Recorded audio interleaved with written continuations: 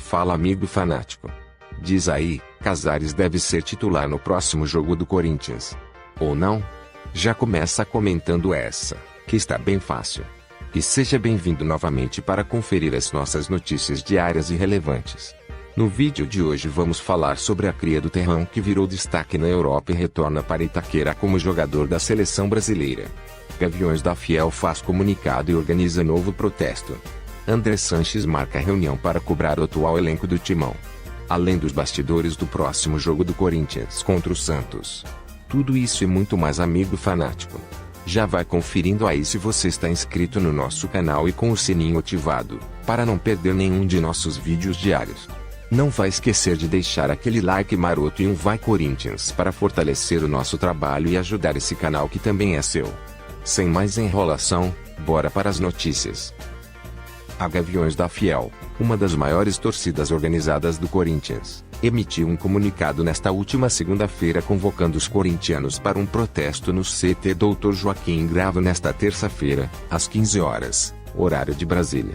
Em uma publicação nas redes sociais, a torcida informou que os principais motivos para a organização do encontro são a falta de um técnico, já que após a saída de Thiago Nunes, quem assumiu o comando foi o interino Diego Coelho, a omissão da diretoria, a ausência de reforços e a falta de garra do elenco.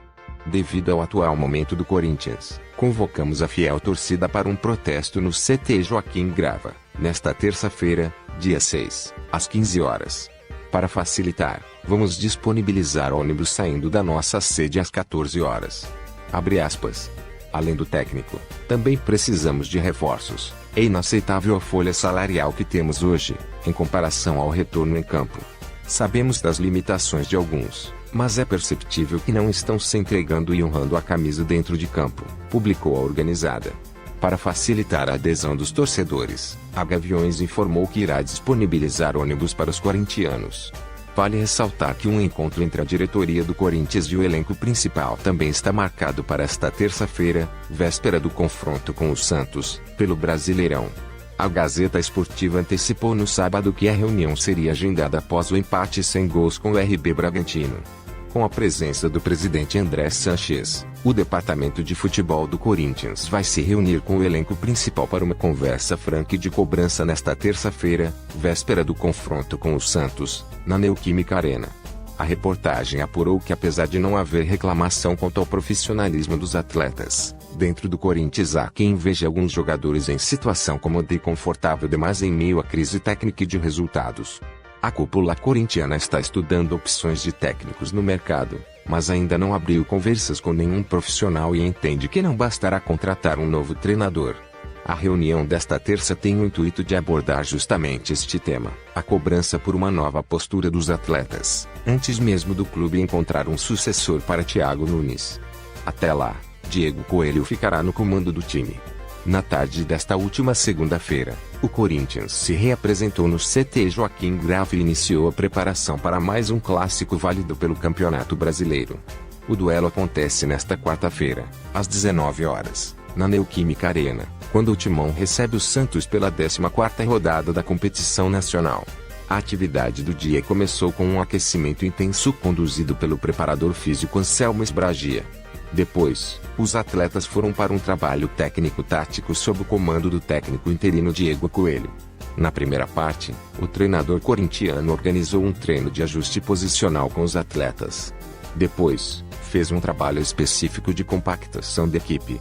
Vale lembrar que os jornalistas não podem acompanhar as atividades em loco por conta dos protocolos de saúde.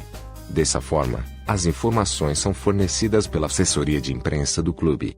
Para o clássico desta quarta-feira, Coelho terá 2 desfalques confirmados: Otero, convocado pela seleção da Venezuela, e Cantillo, convocado pela seleção da Colômbia.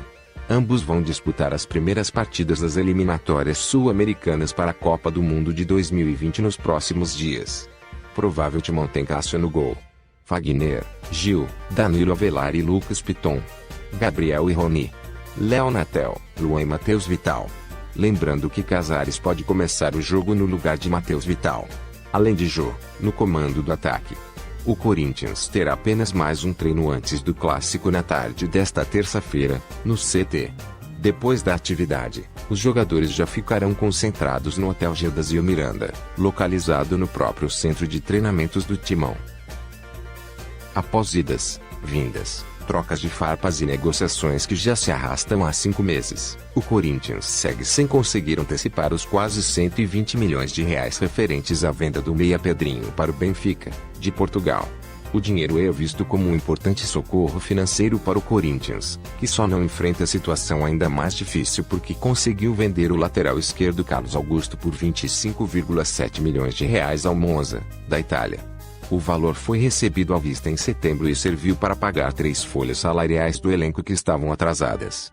Em contrato, os portugueses acordaram o pagamento diretamente ao Corinthians apenas em 2021. Porém, com o negócio já fechado, o Timão tenta receber agora o valor integral junto a um banco. A diretoria alvinegra culpa o Benfica por não conseguir antecipação do dinheiro. O clube português teria de assinar uma nota promissória como garantia à instituição financeira com a qual o Timão tem um acordo. Isso ainda não aconteceu e, assim, os valores não são liberados. A má relação entre os clubes foi externada pelo presidente alvinegro, André Sanches, no mês passado, ao Fox Sports. Abre aspas. P. Que pariu esse cara, pensa que tem o rei na barriga. Esse filho da mãe, disse, em referência a Luiz Felipe Vieira, presidente do Benfica. Ele, presidente do Benfica, tinha de dar uma carta ao Corinthians para o Corinthians ter acesso à antecipação da venda do Pedrinho, nos bancos. A uma certa altura, vimos no contrato que o Ioni tinha de fazer 5 jogos para efetuarmos a compra. Com a pandemia, o Ioni Gonzalez só tinha feito 4 jogos.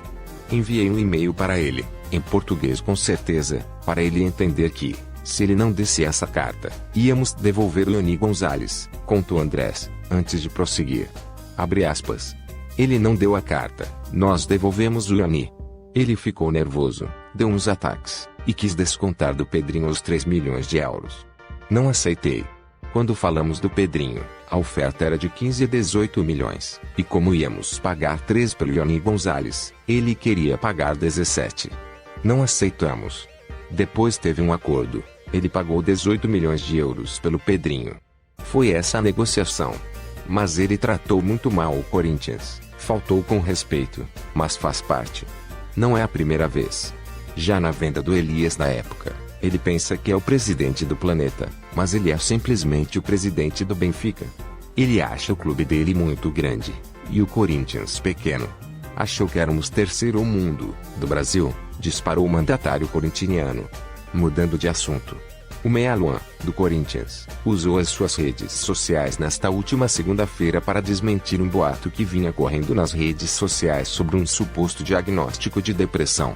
A fake news ganhou força entre torcedores por conta do compartilhamento da reprodução de uma suposta conversa do jogador com uma amiga em que ele revelava o quadro depressivo. A notícia falsa ganhou tanta projeção que torcedores foram às redes para desejar força ao jogador e até outros atletas mandaram mensagens. Foi o caso de Thiago Neves, do Sport, que fez um texto de apoio ao jogador do Corinthians. Abre aspas. Fala, galera. Primeiramente gostaria de agradecer a todos que me apoiam e torcem por mim, sempre. Em segundo lugar, é importante dizer que são falsas as notícias de que eu estaria com depressão ou qualquer print de conversa minha com qualquer pessoa sobre isso. É mentira. Depressão é coisa séria e não devemos ser levianos sobre isso. Estamos todos trabalhando para dar o melhor para o Corinthians, escreveu o jogador. Pelo Corinthians, Luan acumula 25 partidas oficiais e 4 gols marcados. Ele foi titular nos últimos 2 jogos com o técnico Diego Coelho, nos empates sem gols com o Atlético Goianiense e Red Bull Bragantino. Alvo de duras críticas da torcida corintiana, o nome do atacante está entre um dos assuntos mais comentados do momento no Twitter com a hashtag #VotaLuan. Criada pelos torcedores do Grêmio, a campanha pede o retorno do jogador, que foi um dos principais destaques do tricolor no tricampeonato da Libertadores em 2017. Mudando de assunto. A seleção brasileira iniciou a apresentação na Granja Comari nesta segunda-feira para dar os primeiros passos na preparação para a estreia nas eliminatórias para a Copa do Mundo de 2022. No início da tarde, o zagueiro Marquinhos, cria do Terrão, concedeu entrevista coletiva e comentou sobre o seu retorno à casa do Corinthians. Afinal, o primeiro jogo da seleção será na Neoquímica Arena, contra a Bolívia, na sexta-feira, às 21h30. O defensor ressaltou que o local tem um significado especial em sua vida, porém lamentou o fato de não contar com o apoio da torcida por conta de todas as restrições de aglomeração. Abre aspas. Com relação ao Corinthians, Itaquera é minha casa, realmente é um lugar muito especial para mim, onde eu passei 10 anos da minha vida. Morei 5 anos em Itaquera, no alojamento da base. Fico feliz de estar voltando lá, mas realmente em circunstâncias difíceis. A gente tem que saber respeitar a circunstância do momento, afirmou Marquinhos, que prosseguiu abre aspas. A gente queria muito ter a nossa torcida, nossa galera. Sempre que jogamos ali a torcida fez um diferencial muito grande.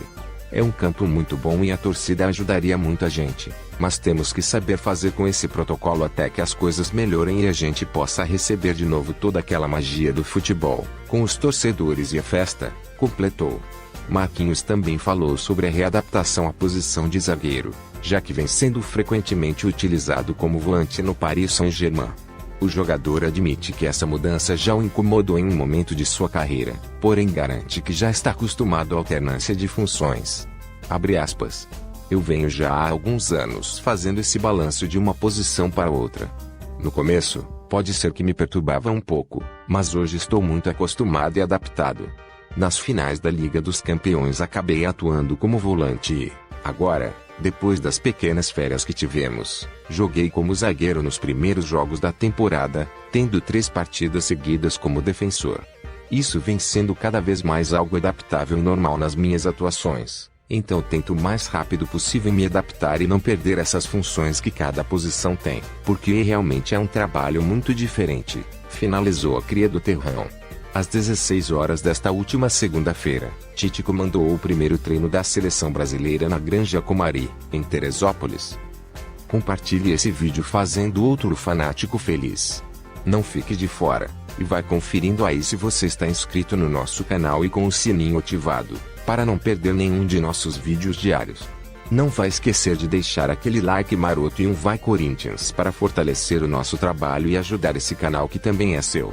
Valeu amigo fanático, e vai Corinthians!